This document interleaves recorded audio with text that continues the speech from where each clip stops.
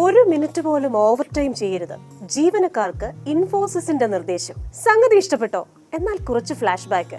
കുറച്ചു കാലം മുൻപാണ് ആഴ്ചയിൽ 70 മണിക്കൂർ ജോലി ചെയ്യണമെന്ന് പറഞ്ഞ് ഇൻഫോസിസ് സ്ഥാപകൻ NR നാരായണമൂർത്തി വർക്ക് ലൈഫ് ബാലൻസിനെ ചോദ്യം ചെയ്ത് രംഗത്തെത്തിയത്. അതേ തുടർന്നുണ്ടായ വിവാദങ്ങളും വാക്പോരും ഒക്കെ ആരും മറന്നിട്ടുണ്ടാവില്ല. അതേ നാരായണമൂർത്തിയുടെ ഇൻഫോസിസ് ആണ് ഈ വിഷയത്തിൽ സ്ഥാപകന്റെ വാക്കുകൾക്ക് ജസ്റ്റ് ഓപ്പോസിറ്റ് ആയിട്ടുള്ള ഒരു നീക്കവുമായി വാർത്തയിൽ ഇടം പിടിച്ചിരിക്കുന്നത്. എന്താണ് ഇൻഫോസിസിന്റെ ഔദ്യോഗിക നയം? സ്ഥാപകൻ അങ്ങനെയൊക്കെ പറയും. എന്നാൽ ഉൽപാദനക്ഷമത കൂട്ടാൻ കമ്പനിയും ജീവനക്കാരും തമ്മിൽ നല്ല ബന്ധം ആവശ്യമാണെന്ന ചിന്തയാണ് കമ്പനിക്ക്.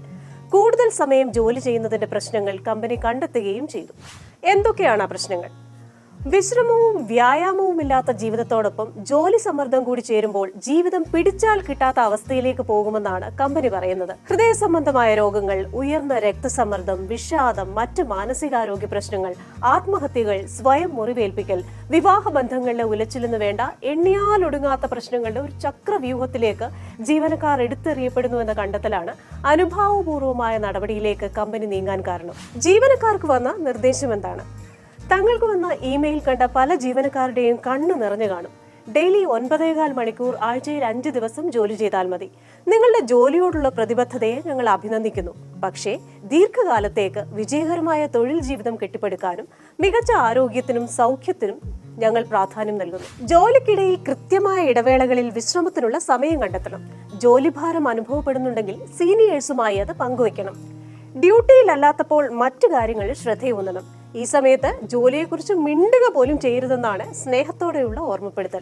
ഓവർ ടൈം ചെയ്തവർക്ക് കിട്ടിയ മെയിലിലെ വരികളാണ്: കൂടുതൽ സമയം ഓഫീസിലിരുന്നാലോ, ജോലി സമയം കഴിഞ്ഞു എന്ന് ഓർമ്മിപ്പിച്ച് മെയിൽ വരും. മേലാൽ ഇത് ആവർത്തിക്കരുത് എന്ന് ധ്വനിപ്പിക്കുന്ന റിക്വസ്റ്റോടെ. കൂടുതൽ ജോലി ചെയ്യുന്നവരെ എങ്ങനെ കണ്ടെത്തും? വർക്ക് ഫ്രം ഹോം ജീവനക്കാർക്ക് ജോലി സമയം നിരീക്ഷിക്കാൻ ഒരു സംവിധാനമുണ്ട്.